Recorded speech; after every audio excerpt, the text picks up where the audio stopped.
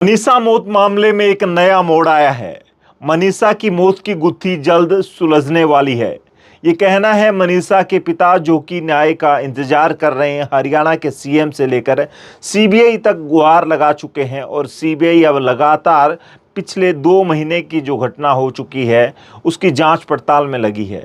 कभी मनीषा के गांव तो कभी उस कॉलेज और स्कूल में सीबीआई विजिट कर रही है। बार, त्योहार या छुट्टियां, कोई भी ऐसा दिन नहीं होता जब सीबीआई की टीम भिवानी में अपना काम नहीं कर रही होती या सर्च नहीं कर रही होती उन मुद्दों को जो जुड़े हैं मनीषा की मौत से। ये सच मनीषा की मौत का जल्द सामने आने वाला है, क्योंकि मनीषा के पिता का कहना है कि सीबीआई ने उनसे ये बातें शेयर की हैं कि मनीषा की मौत की जो गुत्थी है वो जल्द सुलझेगी। एम्स की रिपोर्ट भी मनीषा के पिता ने बताया कि आ चुकी है। और उस तरफ आपको बता दें कि सीबीआई अब जल्द इस मामले का खुलासा कर सकती है। मनीषा के पिता ने बताया कि सीबीआई भी मर्डर के एंगल से ही मनीषा की मौत की जांच कर रही है। फिलहाल आप सुनिए मनीषा के पिता का क्या कुछ कहना है। सीबीआई की जांच तो जी देखो लगभग नजदीक पहुंची हुई है और उम्मीद कर रहे हैं जी कि भी जल्दी खुलासा करें, क्योंकि उनके पास सारे सबूत चले गए हैं जी। हमारे परिवार से या आसपास के जो भी गवाह थे उनसे उन्होंने अच्छी तरह से तहकीकात कर ली है। तो सीबीआई ने कुछ बताया क्या मामले में अभी तक निकल के आया? मामला मर्डर का है जी। हाँ, सबको पता है और उनको भी पता है कि मर्डर है हमारी लड़की का, और वो अपनी तहकीकात भी मर्डर के ऊपर ही कर रहे हैं जी। तो जो रिपोर्ट आनी थी वो आ गई? हाँ, एम्स की रिपोर्ट आ गई जी उनके पास। तो उसमें क्या बताया? उन्होंने जी लगभग हमारे पास खुलासा तो इतना कराया नहीं है, मगर यही बताया है कि भी लड़की के साथ मर्डर होया है। ठीक है, न कोई जहर दिया गया है इसको काटा वाटा गया है। तो उम्मीद है न्याय मिल पाएगा? हम बिल्कुल जी उम्मीद है जी न्याय मिलेगा हमें, और नहीं मिलेगा तो जी हम फिर कुछ ना कुछ कार्रवाई करेंगे।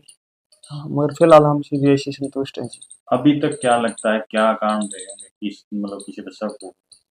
शक तो जी हमारा तो शुरू से ही कॉलेज पे है, आइडियल कॉलेज सिंघानी, क्योंकि गुड़िया से हमारी बात हुई थी इससे पहले पहले भी और उस दिन भी, और मैंने खुद ही कहा था बेटा वहाँ जाके आना और उनका प्रोफॉर्मा लेके आना। वहाँ बीएससी नर्सिंग के लिए भी क्या फीस क्या है क्या कुछ है, इसलिए मैंने ही कहा था जी उसको।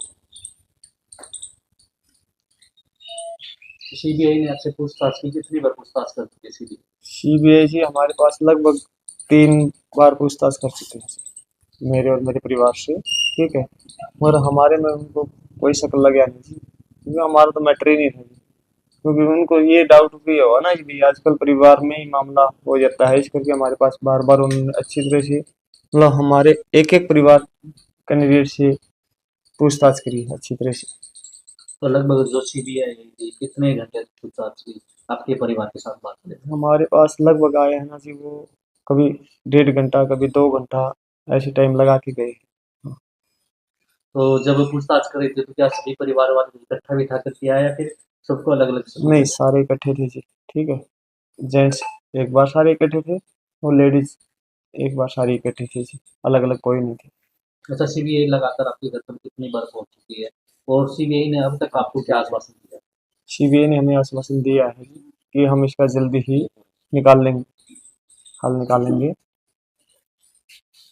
तो जो आपका शक है अभी क्या आइडियल कॉलेज पर ही है? जी हाँ, हमारा आइडियल कॉलेज पे ही है, इसके अलावा कहीं शक है ही नहीं। अच्छा, आइडियल जो कॉलेज रिपोर्ट थी उसके अंदर क्या बताया गया है? जो अभी तक जो तीनों रिपोर्ट हैं उसके अंदर आपको क्या लग रहा नहीं, भिवानी वाली रोहतक से अलग थी जी, सबको पता है, आप लोगों को बताया गया था। ठीक है, उस टाइम पर। और रोहतक में तो क्लियर ही इन्होंने सुसाइड दिखा दिया था, पॉइजन दिखाया था, और एम्स वाले ने इनको खंडित कर दिया है, खारिज कर दिया है। एम्स की जो रिपोर्ट आई है इसको खारिज किया है। अच्छा, जो सीबीआई ने अभी जो केस दर्ज किया है वो किन धारा के तहत किया है? और मर्डर की धारा पर लगा है जी। हाँ, तो सीबीआई फीडबैक देती है भाई केस को लेकर? सीबीआई फीडबैक तो जी कम ही देती है, क्योंकि ये खुलासा तो इतनी जल्दी हमारे सामने भी नहीं बताएंगे भी क्या है क्या नहीं, क्योंकि कोई ना कोई बात लीकेज हो जाए। मगर ये जरूर कहते हैं कि भाई हम इस केस का हल जल्दी ही निकालेंगे।